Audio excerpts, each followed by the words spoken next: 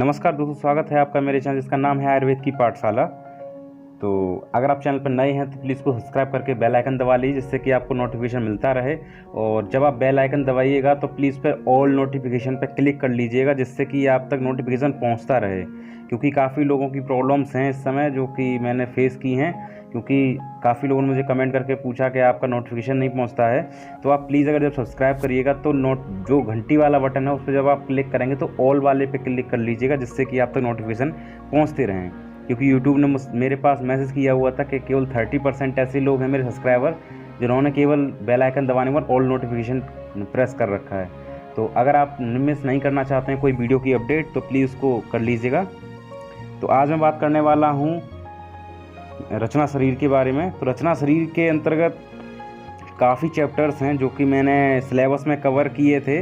तो पहले तो मैं मॉडर्न ना पढ़ा के पहले मैं आयुर्वेद पढ़ाऊँगा, और मॉडर्न बहुत अच्छी तरह पढ़ाऊँगा, ठीक है। और मॉडर्न में आपको बिल्कुल प्रॉब्लम नहीं होने दूंगा मैं। तो आपसे एक अनुरोध है कि जब भी आप इस वीडियो को देखा करिए प्लीज़ को लाइक कर दीजिए करिए, क्योंकि आपका एक लाइक हमें बहुत मोटिवेट करता है। आपके एक लाइक से आपका कुछ नहीं जाता, हमें बहुत अच्छा लगता है कि आप लाइक कर रहे हैं। और अपने दोस्तों के साथ शेयर भी कीजिए करिए इसको, जिससे कि सब्सक्राइबर थोड़ा सा बढ़ेंगे तो थोड़ा हमें भी मोटिवेशन मिलेगा, और भी हम भी मोटिवेट खुद से मोटिवेट होते हैं कि हमारी वीडियोस कहीं तक पहुंच रही है, कोई अच्छी लग रही। और अच्छी आपको वीडियो लगा करे तो प्लीज़ आप उसको कमेंट करके मेंशन ज़रूर करिए करिए, प्लीज़ आपसे अनुरोध है इस बात के लिए। तो चलिए आज बात कर लेते हैं आयुर्वेद की पाठशाला चैनल पर किस तरीके से रचना शरीर पढ़ाई जाएगी। जो कोशिश मेरी ये रहेगी कि आपको अभी तक कोई भी ऐसा लेक्चर नहीं मिला होगा, कहीं पे सिलेबस ऐसा नहीं कहीं मिला होगा, तो कंटेंट में लाने की पूरी कोशिश में रहता हूँ, अच्छे से अच्छा कंटेंट कैसे भी। तो जैसे भी, और मेरी कुछ बात भी चल रही है, कुछ सर से अगर अरेंज हो जाती है तो हो सकता है वेरियस और भी लेक्चर्स आपको और टीचर्स के द्वारा दिलवाए जाएंगे।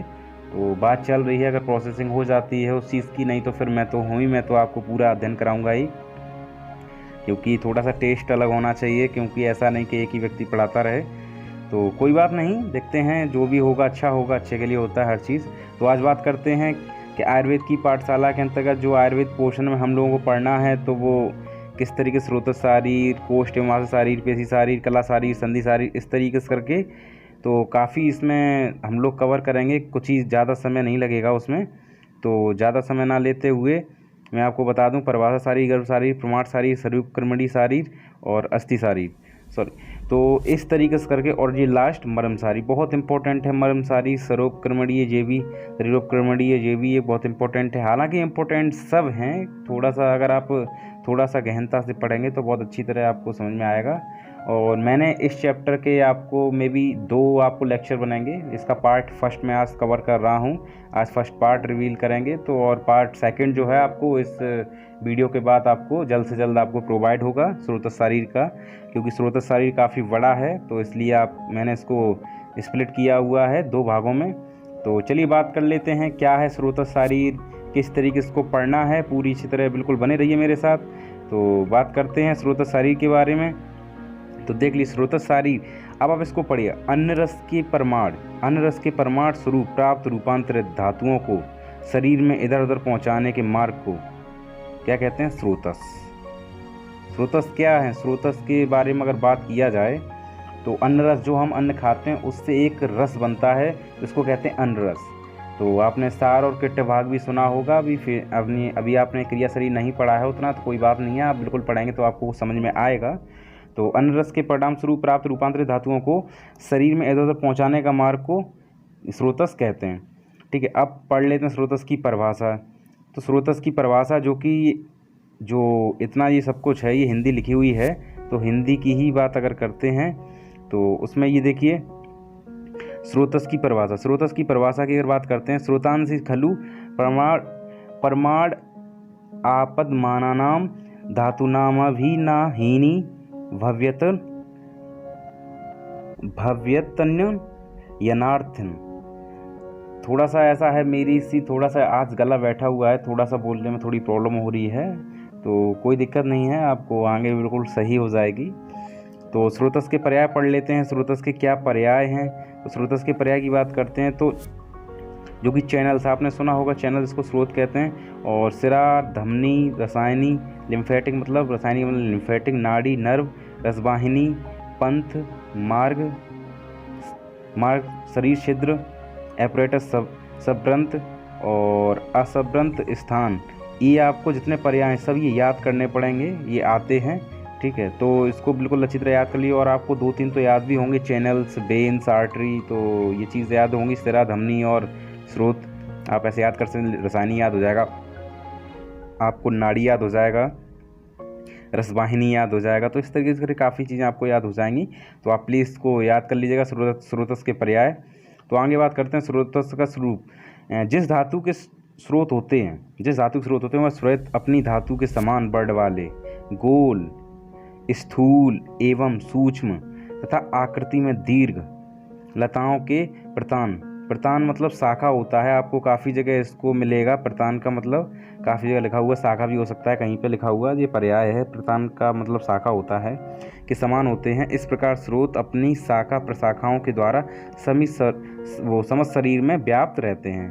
तो ये तो रहा स्रोतस का स्वरूप। और स्रोतस की निरुक्ति देखते हैं। श्रवणात् श्रोतांसी, जिसका श्रवण हो मतलब जो रसना, आपने सुना भी श्रवण हो रही है, कोई चीज़ रिस रही है, श्रवण का मतलब रसना होता है। तो जो चीज़ रिसे धीरे धीरे, तो उसको क्या कहते हैं, स्रोतस कहते हैं। तो जिन प्राणियों में श्रवण अर्थात धीरे धीरे रिसने वाली क्रिया ऑनगोइंग या ऊजिंग होती है, ऊजिंग का मतलब भी रिसना ही होता है, ठीक है। तो उसको क्या स्रोतस कहते हैं। तो स्रोतस की निरुक्ति हो गई। निरुक्ति आपको बिल्कुल लिखना ज़रूरी होता है। तो चलिए बात कर लेते हैं स्रोतस के प्रकार। तो स्रोतस के प्रकार की अगर बात करते हैं तो स्रोतस के प्रकार, अंतर्मुख स्रोतस आप देख लेते हैं इसमें। हाँ जी, तो अंतर्मुख जो स्रोतस होते हैं चरक के अनुसार कितने होते हैं, 13 की आपने देखा भी होगा, यहाँ पे लिखा हुआ है। प्राण वह, उदक वह, अन्न वह, रस वह, रक्त वह, मांस, मेद, अस्थि, मज्जा, शुक्र। अब आप देखिए, मैं आपको बताऊं, आपको इसको याद कर लेना है। कैसे याद करेंगे, प्राण वह आपको याद कर लीजिएगा, उदक वह आपको याद कर लीजिए, अन्न वह याद कर लीजिए, और जो रस, रक्त, मांस, मेद, अस्थि, मज्जा, शुक्र, ये तो आपको पता है, ये सप्त धातु हैं। तो सप्त धातु के अकॉर्डिंग आप इतना याद कर सकते हो, 3 ये। और मूत्र, पुरीस और श्वेत ये त्रिमल हैं। ये जो मूत्र, पुरीस और श्वेत ये त्रिमल कहलाते हैं। तो उसके आपको त्रिमल अगर याद होंगे तो ये भी याद हो जाएंगे। इस तरीके करके आपको 13 याद हो जाएंगे। तो आगे बढ़ जाते हैं। तो सुश्रुत के अनुसार कुल कितने 11 युग्म होते हैं। तो 11, और सुश्रुत ने अस्थि व मज्जा व स्वेद अस्थि, मज्जा, स्वेद को नहीं माना है, जबकि आर्तव वह इन्होंने एक नया माना है जिसके 11 हो जाते हैं। तो वैसे 10 होते हैं, लेकिन इन्होंने एक अलग से एक मान लिया है आर्तव वह, और जबकि चरक ने आर्तव वह को नहीं माना है। आप देखिए कहीं ऊपर लिखा हुआ है, कहीं आपको आर्तव वह नहीं लिखा हुआ है। तो इस तरीके करके चलिए आगे बढ़ जाते हैं। तो बहिर्मुख स्रोतस, जो बहिर्मुख स्रोतस क्या होते हैं, अंतर्मुख मतलब जो एक तरीके से कहा जाए अंदर हों, जो दिखाई ना पड़े। और बहिर्मुख मतलब जो जिसका मुंह बाहर हो, जिसका दिखाई पड़े बाहर। तो पुरुष में कितने 9 होते हैं, स्त्रियों में कितने होते हैं 12। तो देख लेते हैं। 2 नासिका, 2 कर्ण, 2 नेत्र, मुख, गुद, उपस्थ, मेहन। और इसमें क्या है, स्त्रियों में कैसे 12 हो जाते हैं, 1 योनि मार्ग हो जाता है और 2 स्तन हो जाते हैं। तो इस करके यहाँ पे बहिर्मुख स्रोतस स्त्रियों में कितने 12 पाए जाते हैं। तो चलिए आगे बात कर लेते हैं। मैं थोड़ा सा, बहुत इजी लेक्चर है, कोई दिक्कत नहीं है। मैं इसका शॉर्ट नोट आपको टेलीग्राम चैनल पे आपको प्रोवाइड करा दूंगा। यही जो शॉर्ट नोट है तो इसको मैं आपको टेलीग्राम चैनल पर प्रोवाइड कराऊंगा। तो अगर आप टेलीग्राम चैनल पर अभी तक नहीं जुड़ पाए हैं तो कोई बात नहीं है, आपको टेलीग्राम पर साइनअप करने के बाद आपको टेलीग्राम में केवल सर्च करना है आयुर्वेद की पाठशाला, आ जाएगा चैनल। आप उसमें ज्वाइन हो सकते हैं ईजिली और चैट भी कर सकते हैं। तो हालांकि स्रोतसों की संख्या असंख्य मानी गई है, तो जैसा भी है आगे देखते हैं। अब प्राण व स्रोतस की अगर बात करते हैं तो चरक ने क्या कहा, तत्व प्राणा वहानाम स्रोतसाम हृदय मूल मास्त्रोसस्य। तो शरीर में प्राण व स्रोतस का मूल, जो आपको कई बार आगे चल के जब आप सेकेंड में पहुँचेंगे तब भी आपको काफ़ी जगह ये पता पड़ेगा कि मूल हृदय में होता है। ये आपको काफ़ी जगह इम्पोर्टेंट है, आप बिल्कुल याद कर लीजिएगा कि प्राण व स्रोतस चरक के अनुसार कहाँ होता है, मूल हृदय, क्योंकि ये वाइवा में भी पूछ लिया जाता है, ठीक है। तो आगे बढ़ जाते हैं। तो सुश्रुत ने क्या कहा इसके बारे में, तत्र प्राण वहे द्वे तर्योमूलम हृदयम रसवाहिनीशश धमन्या। तो इनका मूल हृदय और रसवाहिनी धमनियों में माना गया है। सुश्रुत ने क्या कहा है, इसमें हृदय और रसवाहिनी धमनियों में, और जबकि चरक ने हृदय में केवल। तो आपको ये चीज़ याद रखनी है।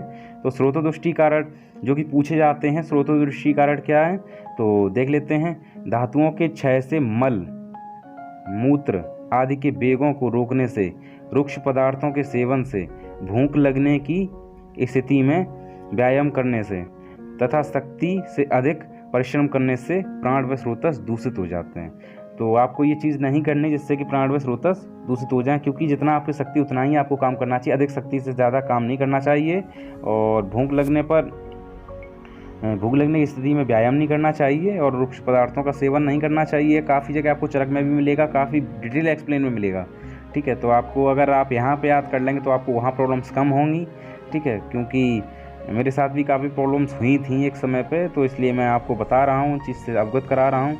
तो आगे बढ़ जाते हैं। स्रोतोदृष्टि लक्षण। तो स्रोतोदृष्टि लक्षण, अगर श्वास लेते समय या जोर से श्वास लेते समय रुकावट का अनुभव, जल्दी जल्दी श्वास लेना, तो और जल्दी श्वास लेना, श्वास लेते समय कराहने की आवाज़ का आना, क्या है स्रोतोदृष्टि लक्षण में। तो स्रोतस की क्या दृष्टि हो गई है, इसका ये लक्षण है। ये सब याद कर लीजिएगा क्योंकि ये पूछे जाते हैं। तो आपको अगर डिटेल, क्योंकि इसका क्वेश्चन स्रोतस से आता है, बहुत इंपॉर्टेंट चैप्टर है और आता है आपको, ठीक है। तो स्रोतस में काफ़ी लोग कंफ्यूज रहते हैं, बहुत शॉर्ट नोट है, अच्छा नोट है, तो आप इसको लास्ट तक देखिए वीडियो को, आपको समझ में आएगा धीरे। तो स्रोतोविद लक्षण, तो बेपन, प्राण व स्रोतस के वेदन होने से। स्रोतोविद लक्षण क्या होते हैं, प्राण व स्रोतस के वेद होने से आक्रोश, शरीर का झुकना, चक्कर अथवा मृत्यु होती है। तो आपको लक्षण इसके भी, स्रोतोविद के भी याद करने हैं। चलिए आगे बढ़ जाते हैं। उदक व स्रोतस। तो उदक व स्रोतस की अगर बात करते हैं तो उदक वहानाम स्रोतासाम तालु मूल क्लोम च। तो आप समझ रहे होंगे जो इसका मूल क्या बताया है, तालु क्लोम, तो इस तरीके करके बताया गया है, ठीक है। आप इसको सीधे देख सकते हैं। और सुश्रुत के अनुसार क्या बताया गया है, उदक वहे द्वे तरियो मूलम तालु क्लोम च। इसमें भी तालु और क्लोम, इसके भी मूल। तो चरक और सुश्रुत ने एक ही वो बताए हैं, तो आपको बिल्कुल याद कर लेना है। तो स्रोतोदृष्टि कारण इसके क्या है, गर्म भोजन करने से, धूप लगने से या अन्य उष्ण विहार के सेवन से, आमदोष से, भय से, मद आदि पीने से तथा प्यास को अधिक रोकने से उदक व स्रोतस दूषित हो जाते हैं। आपने कई बार देखा होगा, आप कहीं जाते हैं तो आपको प्यास लगती, तो अगर नहीं पीने की व्यवस्था होती तो आप पानी पीते भी नहीं हैं, और अगर मिल जाता फिर भी कहते हैं बाद में पी लेंगे। तो ऐसा नहीं करना चाहिए, तो उससे उदक व स्रोतों की दृष्टि हो सकती है। तो आगे बढ़ जाते हैं। स्रोतोदृष्टि लक्षण। अगर स्रोतोदृष्टि लक्षण क्या क्या हैं, जिह्वा, तालु, कंठ और ओष्ठ का सूखना, प्यास का अतिवृद्धि, ठीक है। तो इस तरीके के ये स्रोतोदृष्टि के लक्षण है। अब स्रोतोविद लक्षण देख लेते हैं। प्यास एवं मृत्यु होती है, तो आप बिल्कुल इससे थोड़ा भयभीत रहें, मृत्यु भी हो सकती है। तो आगे बढ़ जाते हैं। अन्न व स्रोतस। तो अन्न व स्रोतस की अगर बात करते हैं तो अन्न व स्रोतस, अन्न वहानाम स्रोतसा आमाशयो मूलम वामम च पार्श्व। तो इसका जो मूल है वो क्या क्या है, आमाशय, वाम, पार्श्व, ठीक है। तो सुश्रुत के अनुसार अन्न वाह द्वे तरियो मूलम आमाशयो अन्न वाहिनस्य धमन्या। आमाशय और अन्नवाही धमनी इसके मूल हैं। तो आपको एक क्या करना है, एक टेबल बना लेनी है स्रोतस की, और बाकायदे उसमें अलग अलग लिख लेने हैं, एक में चरक के, एक में सुश्रुत के, तो ऐसे आपको याद हो सकते हैं। तो स्रोतोदृष्टि कारण आप देख सकते हैं। तो स्रोतोदृष्टि कारण हम इसके देखते हैं, तो अधिक भोजन करने से, ठीक है। तो अन्न व स्रोतस में अधिक भोजन करने से स्रोतोदृष्टि का कारण हो सकता है ये। और असमय में भोजन, मतलब कोई समय नहीं है जब बना रहा तब भोजन कर रहे हैं, जठराग्नि के विकृत हो जाने से, तो स्रोतोदृष्टि हो सकती है। स्रोतोदृष्टि लक्षण। तो लक्षण में अन्न खाने की इच्छा ना होना, अरुचि। अगर स्रोतोदृष्टि हो जाएगी तो उसके लक्षण क्या क्या दिखेंगे, अरुचि, अपचन, वमन, तो काफ़ी चीज़ें हैं, वमन, वॉमिटिंग होती है। और स्रोतोविद लक्षण के बारे में अगर बात करते हैं तो इसके विद्ध होने से आदमान, पेट फूलना। आदमान को पेट फूलना कहते हैं, आपको ये चीज़ याद कर लें। कुछ चीज़ें ऐसी जो टर्मिनोलॉजी आपको तैयार करनी है, आपको कोई प्रॉब्लम नहीं आएगी। अगर आप एक जब मेरी वीडियो देखा करिए तो बिल्कुल आप एक छोटी डायरी बनाइए, जो टर्म हुआ करे वहाँ लिख लिया करिए, तो आपको भविष्य में भी आपको फ़ायदा रहेगा, तो आपको प्रॉब्लम नहीं होगी, आप कंफ्यूज नहीं होंगे। ठीक है, तो आप बिल्कुल इसका ध्यान रखा करिए। सूल, अन्न द्वेष, बमन, प्यास, चक्कर एवं मरण, तो ये इसके क्या हैं, स्रोतोविद लक्षण। अगर स्रोतोविद हो जाए तो उससे क्या होंगे। ठीक है, तो अगला बढ़ जाते हैं रस व स्रोतस। रस व स्रोतस की अगर बात करते हैं, रस बहानाम स्रोतासाम हृदय मूलम दश्च धमन्या, तो इसके हृदय और क्या हैं, हृदय और धमनी मूल हैं इसके। तो आगे बढ़ जाते हैं, रस वह द्वे त्रिमूलम हृदयम रस वाहिनीश धमन्या, तो इसके जो मूल हैं वो हृदय और रसवाहिनी धमनी हैं, तो आपको इसको याद कर लेना है। स्रोत दृष्टि कारण अगर बात करते हैं तो चिंत्यानाम चाति चिंतनात्, बिल्कुल ये बहुत इंपॉर्टेंट है, आप इसको याद कर लीजिए। ये अगर आप लिख देंगे, क्योंकि ये कोटेशन बहुत अच्छी कोटेशन है और काफ़ी मैंने भी याद की थी एक समय पे, तो आप भी याद कर लीजिए इसको प्लीज़, तो आपका अच्छा इसमें रहेगा। तो अति गुरु पदार्थ, अति शीघ्र, अति शीत पदार्थ, अति स्निग्ध पदार्थ, ज़्यादा भोजन करने से, चिंतनीय विषयों के अति चिंतन से क्या हो जाता है, स्रोतोदुष्टि हो जाती है। तो स्रोतोदुष्टि लक्षण क्या होंगे, अरुचि हो जाएगी, जीभ से रसों का ज्ञान ना होगा, और मुख पक जाएगा, और ज्वरंग, देखिए मुख फीका लगना, मतलब अजीब सा रहेगा मुख, और ज्वर भी आ जाएगा। अंगों में पीड़ा, अंग मर्द हो जाएगा। अंगों में पीड़ा का मतलब अंग मर्द, आपको याद कर लेना है, अगर आप सुन रहे हैं तो आप लिख लीजिए अंग मर्द।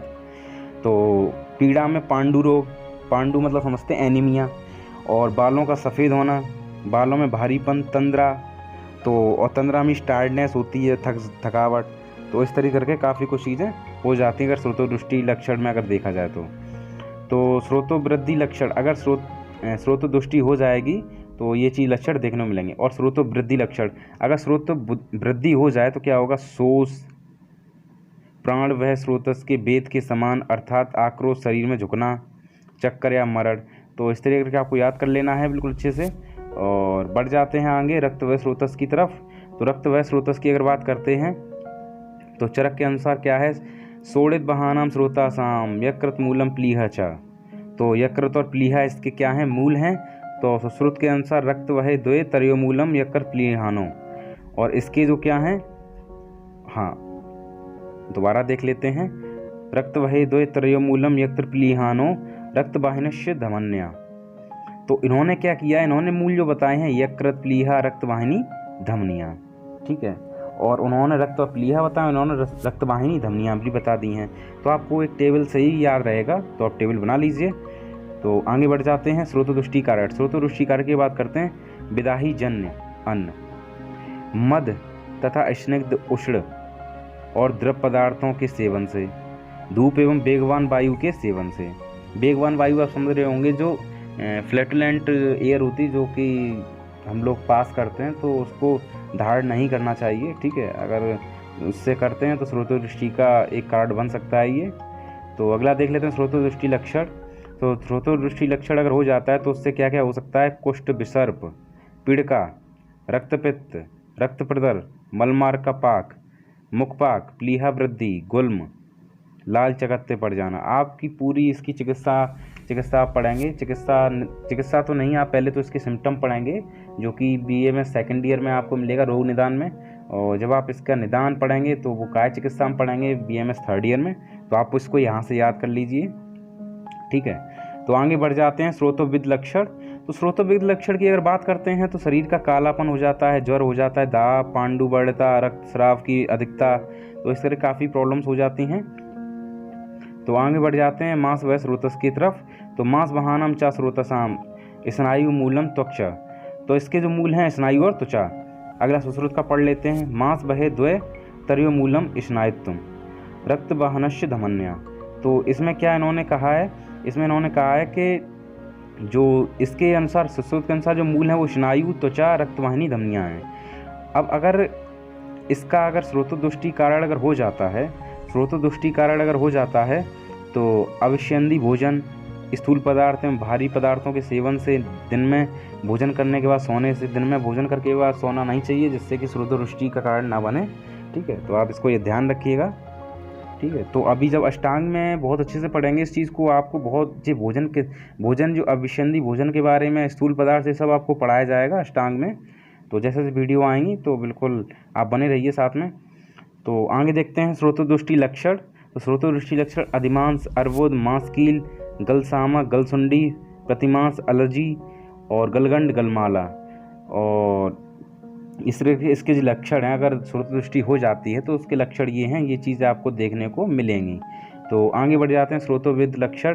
तो शोध मतलब सूजन होता है, और मांसशोष, स्राव की गठीलापन एवं मृत्यु, ये हो सकती है। श्रोतोविद अगर हो जाएगा, पहले तो उसकी दृष्टि होगी, दृष्टि के बाद विद होता है, तो ये प्रॉब्लम्स हो सकती हैं, या आदमी मृत्यु भी हो सकती है, तो आप बच के रहिएगा इससे। तो मेदो व स्रोतस के बारे में अगर बात करते हैं तो मेदो बहानम स्रोतासाम ब्रक मूलम बपाहनम च। तो इसका ब्रक और बपाहनम मतलब ये इसके मूल होते हैं। ठीक है, तो सुश्रुत के अनुसार मेदो वह द्वय तर्यो मूलम कटी ब्रक्को च। तो कटी और ब्रक, कटी प्रदेश होता है। ठीक है, आपको इसी में पता पड़ेगा जब मॉडर्न में पढ़ाऊँगा, या अभी ही पढ़ाऊँगा। आयुर्वेद में ही कटी प्रदेश तो आयुर्वेद में ही मिलेगा। ठीक है, तो आगे बढ़ जाते हैं विदाउट टाइम कंज्यूम किए हुए, क्योंकि आपका समय बहुत कीमती है। श्रोतदृष्टि कारक क्या है? अव्यायाम से, दिन में सोने से, मेदोष्टी जीवों के मांस खाने से, अधिक मदिरा सेवन से तो श्रोतदृष्टि हो सकती है। श्रोतदृष्टि अगर हो जाएगी तो उससे लक्षण क्या क्या होंगे? प्रमेय के पूर्ण रूप हो सकते हैं, अष्टनिंदित रोगों के लक्षण हो सकते हैं। अब श्रोतोविद लक्षण की बात करते हैं। अगर श्रोतोविद दृष्टि हो गई है अच्छी तरह काफ़ी टाइम से, तो विद हो गया है स्रोत, तो उससे क्या होगा कि पसीना आएगा आपको, अंगों की स्निग्धता, तालु शोष, स्थूल सूजन, पूरे शरीर में सूजन आ सकती है, प्यास बहुत ज़्यादा लगती है। ठीक है, और आगे बढ़ जाते हैं अस्थि व स्रोतस की तरफ। अस्थि व स्रोतस की अगर बात करते हैं तो अस्थि बहानम स्रोतासाम मेदो मूलम जघन्नम चा। तो इसके जो मूल हैं वो मेद और जघन हैं। तो और श्रोतदृष्टि के कारण क्या है, इन्होंने यहाँ पे सुश्रुत के बारे में नहीं बताया गया है। श्रोतदृष्टि कारण क्या है? अधिक व्यायाम करने से, अधिक क्षोभ, शरीर के हिलने डुलने से, अस्थियों के आघात लगने से, वातवर्धक आहार विहार करने से। बिल्कुल आपको ये चीज़ याद रखनी है, बिल्कुल आप शॉर्ट नोट बना लीजिए अपने हाथ का बनाइए, जिससे आपको याद रहे हमेशा के लिए। श्रोतदृष्टि लक्षण की अगर बात करते हैं तो अध्यस्थि, अस्थि के ऊपर अस्थि निकलना, आपने देखा भी होगा कुछ लोगों के कान पे निकलती है, हाथों में निकलती है। ठीक है, अध्यस्थि उसको कहते हैं। दंत भेद, दंतशूल, अस्थिशूल, शूल का मतलब दर्द से होता है। ठीक है, आप लिख लीजिए, शूल का मतलब दर्द होता है। नख, ठीक है, नख, केस, लोम, दाढ़ी रोग। ठीक है, ये काफ़ी चीज़ें हैं जो श्रोतदृष्टि लक्षण हैं। अब आगे बढ़ जाते हैं मज्जा व स्रोतस की अगर बात करते हैं। मज्जा बहानम स्रोत सामस्तिनी मूलम संधनश्य। तो इसका जो मूल है अस्थि और संधियाँ हैं। ठीक है, तो आगे बढ़ जाते हैं श्रोतदृष्टि के कारण क्या हैं? कारण तो कुचल जाने से, चोट लगने से, विरुद्ध आहार विहार करने से। विरुद्ध आहार विहार कौन कौन से होते हैं बिल्कुल आपको मैं बताऊंगा अष्टांग में, तो आपको थोड़ा सा धैर्य रखना पड़ेगा इसके लिए। तो श्रोतदृष्टि लक्षण क्या क्या हैं इसके पढ़ लेते हैं। अंगों के पूरों में दर्द, चक्कर आना, मूर्छा, आँखों के सामने अंधेरा छा जाना, फुंसियों का दिखना। तो ये हैं श्रोतदृष्टि लक्षण इसके। तो आगे बढ़ जाते हैं शुक्र व स्रोतस के ऊपर। शुक्र व स्रोतस के ऊपर क्या है? शुक्र बहानम स्रोतासाम वृषणो मूलम सेफश्च। तो इसके जो मूल हैं दोनों वृषण, अंडकोश और एवं सेफ, मूत्रेंद्रिय। ठीक है, शुक्र व और सुश्रुत के अनुसार क्या है इसकी डेफिनेशन, आपको ये चीज़ याद करनी है, ये चीज़ें। ठीक है, आपको बहुत अच्छी कोटेशंस हैं, आपको याद करनी है अच्छी तरह, आप याद करिएगा, इसको छोड़िएगा नहीं। शुक्र वह द्वे तर्यो मूलम स्तनो विषणोचा। तो इन्होंने जो मूल बताए वो स्तन और विषण बताए हैं। ठीक है, आपको इसको याद कर लेना है। आगे बढ़ जाते हैं श्रोतदृष्टि कारण। श्रोतदृष्टि कारण की बात करते हैं तो बिना प्रहर्ष के मैथुन करने से, अनुचित योनि के मैथुन करने से, प्रवत एवं शुक्र के बेग को रोकने से, मैथुन करने से। ठीक है, और श्रोतदृष्टि लक्षण क्या क्या हैं इसके? नपुंसकता, काम उत्तेजना का अभाव, गर्भधारण न होना, गर्भस्राव का गर्भपात। तो ये जब श्रोतदृष्टि हो जाएगी तो उसके लक्षण ये हो सकते हैं। ठीक है, तो आपको इसके बच के रहना है, तो इसके श्रोतदृष्टि कारण आपको पता होने चाहिए और अच्छे से आप इस पर मनन कीजिए। देर से वीर स्खलन, रक्तयुक्त वीर का निकलना, ये श्रोतोविद लक्षण। अगर श्रोतदृष्टि अच्छी तरह हो जाएगी तो फिर बहुत प्रॉब्लम्स हो जाती हैं। शुक्र के साथ। तो बिल्कुल आपको इस चीज़ का ध्यान रखना है। तो आगे बढ़ जाते हैं मूत्र व स्रोतस के बारे में। तो चरक ने क्या कहा है, मूत्र बहानाम स्रोतासाम बस्ती मूलम वक्षण च। तो इन्होंने जो मूल बताए हैं वो बस्ती और दोनों वक्षण बताए हैं। और सुश्रुत ने क्या किया है, मूत्र वही दो तरियो मूलम बस्ती मेड़ चा। तो इन्होंने जो मूल बताए बस्ती और मेड़ बताए हैं। तो आप इसको याद रखिएगा। तो इसके स्रोत दृष्टि कारण हम लोग देख लेते हैं।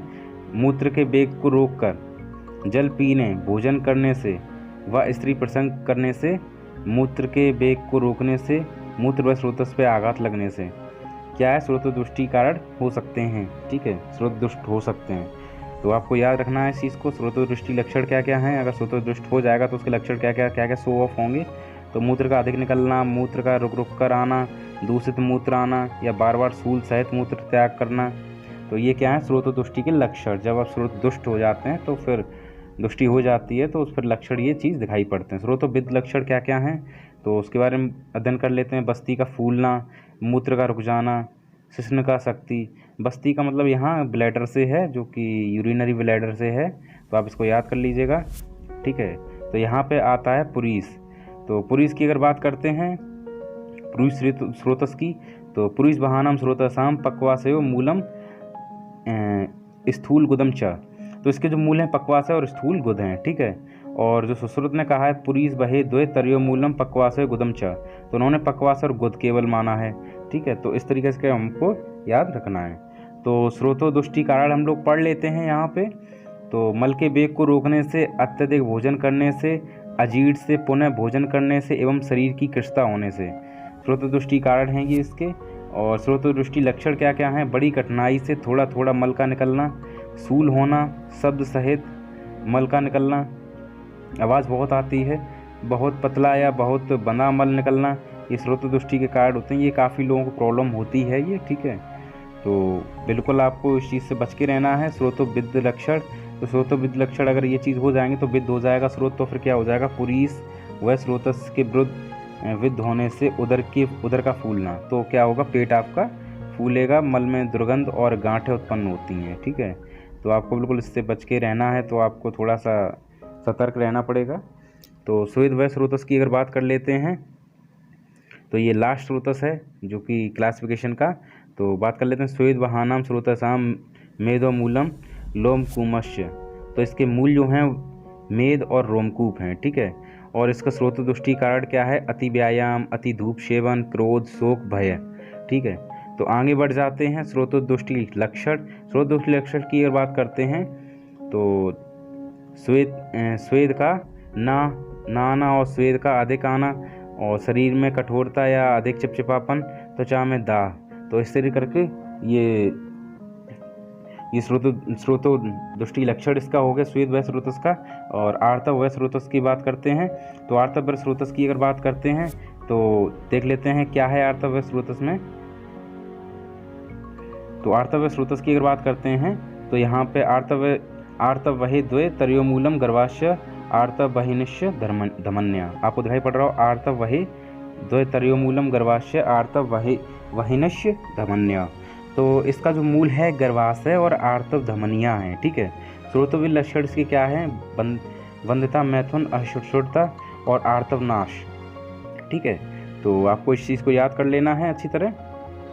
और स्रोत दृष्टि के सामान्य कारण क्या हैं, जो आहार विहार दोषों के गुणों के समान हो और धातुओं के गुणों में विपरीत हो, तो वो क्या है, स्रोत दृष्टि के सामान्य कारण है। स्रोत दृष्टि के सामान्य लक्षण तो बिल्कुल आपको याद होने चाहिए।